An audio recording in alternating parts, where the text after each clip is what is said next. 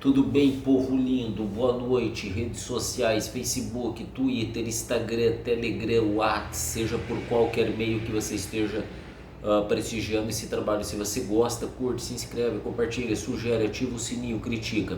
Vai me ajudar, eu espero poder estar te ajudando aí nessa empreitada filosófica, né?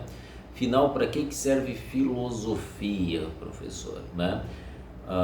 Um professor lá da graduação dizia que a filosofia é a ciência com a qual e sem a qual o mundo permanece tal e qual, né? Quer dizer, a gente pergunta muito pela utilidade das coisas. Nós vivemos numa cultura muito pragmática, né? Muito utilitarista, digamos assim, né? E é sobre isso, sobre uma questão que está diretamente envolvido com a questão filosófica, com a questão do pragmatismo, do utilitarismo, né, da eficácia, que nós vamos tratar hoje. Nós vamos tratar hoje de um dos assuntos aí mais complexos, mais controversos dentro do tema da filosofia, dentro da questão da filosofia, né? Filosofia a gente sabe que é o amor, a amizade, a busca pelo conhecimento, pela sabedoria, né? Ela usa aí através da nossa capacidade, dos nossos juízos racionais, né? Da nossa capacidade mental, que é ser racional, através de uma estrutura lógica aí que configura a nossa inteligência. Ela busca obviamente chegar à verdade, né? Chegar à verdade, e para isso ela vai fundamentar. A filosofia é a ciência dos fundamentos, das bases, do alicerce aí do conhecimento em busca da verdade, né? Então, dentro da filosofia nós temos aí algumas áreas afins de conhecimento: ética, moral, política, teoria do conhecimento, lógica e metafísica, filosofia política, moral, estética, história da filosofia, filosofia da linguagem e por aí vai, né? Então hoje nós vamos tratar aí de uma das questões mais complexas dentro da filosofia, que envolve a questão do ser, a questão da metafísica, né?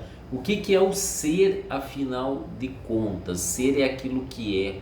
Se é aquilo que é, não existe, não subsiste, né? Ele é, simplesmente é, ele é ontológico.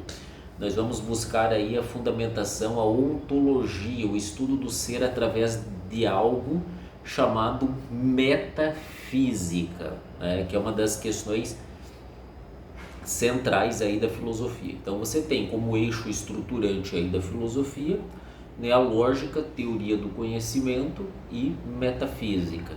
Aí você tem filosofia política, filosofia das artes, filosofia da linguagem, filosofia moral, ética. Você vai ter a própria história da filosofia, né? Tudo isso aí vai sedimentar e fundamentar, basilar o estudo da filosofia. Então nós vamos tratar de uma questão, filosofia das ciências, filosofia da natureza, filosofia da religião, dentre outras. Nós vamos buscar aí o que é metafísica, né? Por que ela é, no meu modo de ver, teoria do conhecimento, lógica e metafísica são as questões centrais da filosofia. Por quê? Porque política, ética, ciências, religião, ela pode ser abordada sobre outros enfoques, Você pode abordar a filosofia política na sociologia, na história. Você pode abordar questões éticas e morais no direito, na religião. Você pode buscar a filosofia das ciências nas próprias ciências humanas em geral, nas ciências naturais, nas ciências sociais. Você pode buscar a estética, o belo, lá nas artes. Você pode buscar aí a linguagem nas letras, mas a questão da teoria do conhecimento, da lógica e da metafísica são o cerne, são a base da filosofia. Então, o que é metafísica, professor? Metafísica, vamos começar aí identificando. Metafísica é o estudo do ser, né? O que as coisas são em substância, né? O nome metafísica ele foi cunhado pelo Aristóteles. Meta seria algo que está além, né? Além, depois, meta, física, daquilo que é físico. né? Lembrando que física para os gregos seria a natureza, né? A natureza. Então a filosofia ela busca o ser, ela busca aquilo que é, em essência, né? Você vai ter aí, nesses 2.600 anos da filosofia, você vai ter vários estudos aí buscando conhecer a metafísica, buscando conhecer o ser, a essência, a substância. Você tem desde os gregos, Platão e Aristóteles, Sócrates, Platão e Aristóteles. Os pré-socráticos buscavam a verdade aí, buscavam a origem, né? Nós podemos dizer assim que os pré-socráticos buscavam a origem, a arqué das coisas, né? A physis, a natureza, para eles estava na natureza, na physis, né? Você pode dizer que Sócrates, Platão e Aristóteles fundamentaram, né, propriamente uma metafísica, um estudo sobre o ser. Aí você vai ter os medievais, né, que vão fazer o estudo da metafísica do ser, associando, né, a teologia, a Deus, ao Logos, a razão primeiro, né? Você vai ter na modernidade, as questões vão se complicar um pouco, né? O grande nome aí da metafísica da modernidade será Immanuel Kant, né, que vai inaugurar aí a grande crise metafísica, né? E nós vamos fundamentar o porquê. E depois outros grandes pensadores metafísicos, sejam eles cristãos, ateus ou não, né? Nietzsche, Heidegger, Hegel, né? E tal. Marx já era mais pragmático. Você tem uma linha na modernidade que ela vai, digamos assim, preterir a metafísica em razão das questões pragmáticas. Isso será muito comum na modernidade. O problema metafísico não vai desaparecer na modernidade, mas ele vai ficar obscurecido, digamos assim, pelo pragmatismo que o Renascimento, a Revolução Científica, a Reforma Protestante, as revoluções burguesas empreenderam no mundo. Mas você vai ter importantes nomes da metafísica como Kant e talvez Heidegger, aí Jean-Paul Sartre, né, Hegel e por aí vai. Então vamos começar, vamos fazer uma trilogia também no estudo da metafísica, né? 3 aulas, assim como eu fiz lá com o comunismo, a gente vai fazer aqui com a metafísica. Então vamos lá. Metafísica foi um termo cunhado pelo Aristóteles lá na Grécia Antiga, né? Metafísica, aquilo que está além do plano físico. Lembrando que para os gregos antigos a physis, daí física, seria a natureza propriamente dita, onde estariam a origem, né, a arqué de tudo, né? Lá no pensamento grego, os pré-socráticos, eles buscavam a arqué, a origem de tudo. Então Aristóteles cunha o termo metafísica. A metafísica propriamente dita, ela já aparece um pouquinho antes com Platão, né? Lembrando que a metafísica, ela seria aquilo que está depois do plano físico, né? Então vamos fazer uma distinção nessa primeira aula aí, né, sobre o que é a metafísica e como é que os gregos viam e estudavam essa questão da metafísica. O Platão ele vai desenvolver uma metafísica, né, um estudo sobre aquilo que está além da física no seguinte sentido. O Platão vai distinguir entre a existência de 2 mundos, né? O mundo das aparências, das sensibilidades, o mundo daquilo que é táctil, daquilo que é visível, daquilo que nós alcançamos pelos nossos sentidos, o mundo sensível, mundo corpóreo, mundo material, mundo mutável, mundo, digamos assim, perecível, que perece, que acaba, que se finda, né? O Platão vai fazer uma distinção entre o mundo material, que é uma cópia do mundo real, e o mundo verdadeiro propriamente dito, que é o mundo do intelecto, o mundo das essências, o mundo superior, o mundo da imutabilidade, o mundo da perfeição, o mundo da beleza. Platão fará essa distinção. A metafísica platônica faz uma distinção entre aquilo que é corpóreo, físico, material, mutável, perecível, com aquilo que é perfeito, imperecível, imutável, inteligível. O mundo das ideias, inteligível, perfeito, e o mundo das sensibilidades, corpóreo, material. A metafísica platônica, ela vai orbitar em questão aí da existência desses dois mundos, o mundo sensível e o mundo inteligível, o mundo das meras aparências e o mundo que nós alcançamos pela intelectualidade, pela inteligibilidade, né? O mundo perfeito é o mundo superior das ideias, da perfeição, da lógica, da imutabilidade, daquilo que é eterno, perfeito, né? Esse mundo é apenas uma sombra, uma cópia, né? Uma reprodução mal feita do mundo das ideias, e nós participamos desses mundos das ideias pelo nosso intelecto, né? Platão, a metafísica platônica.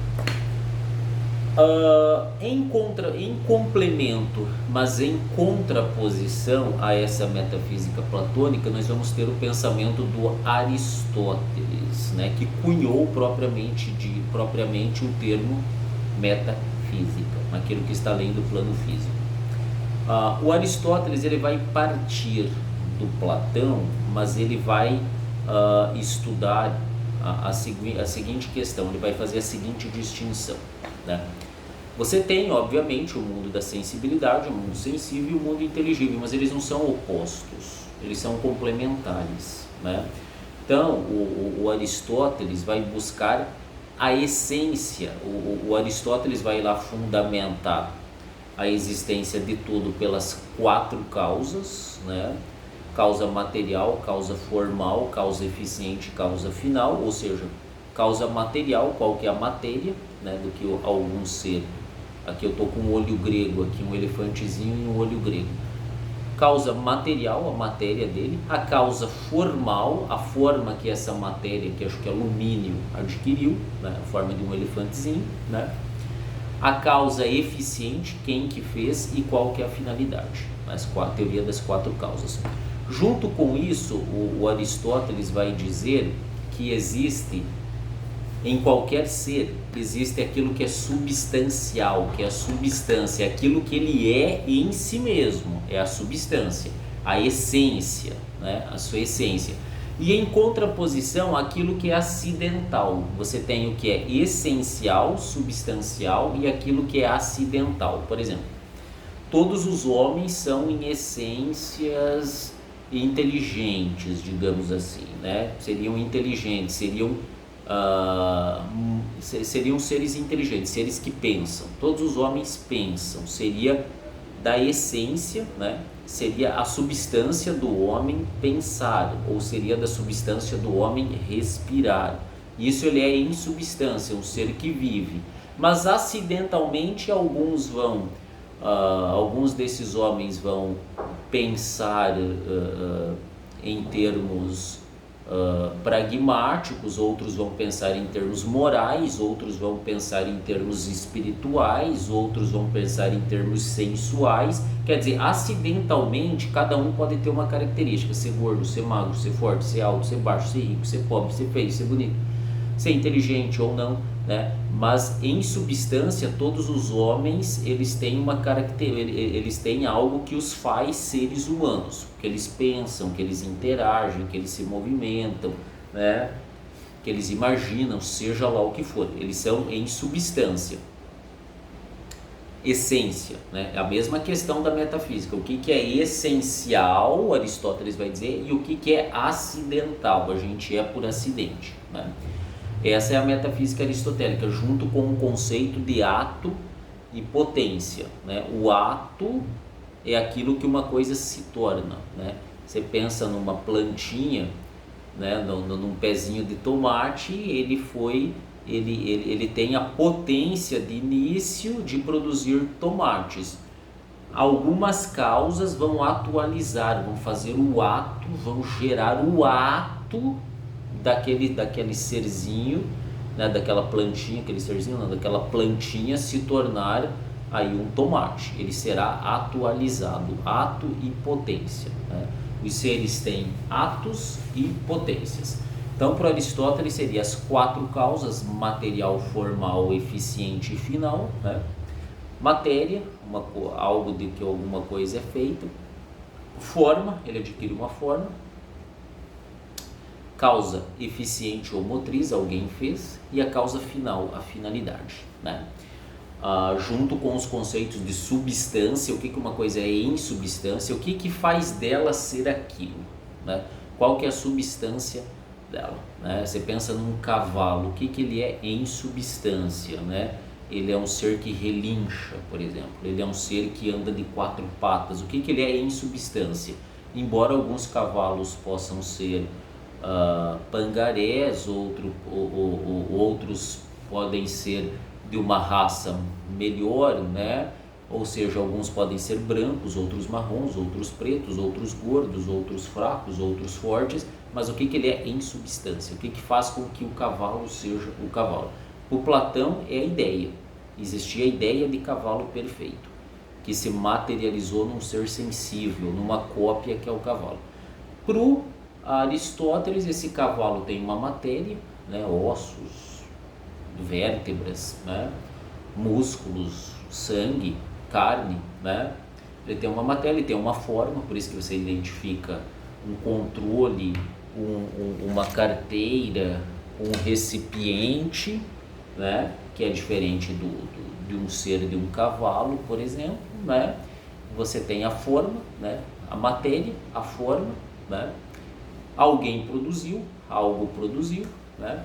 E a finalidade, né?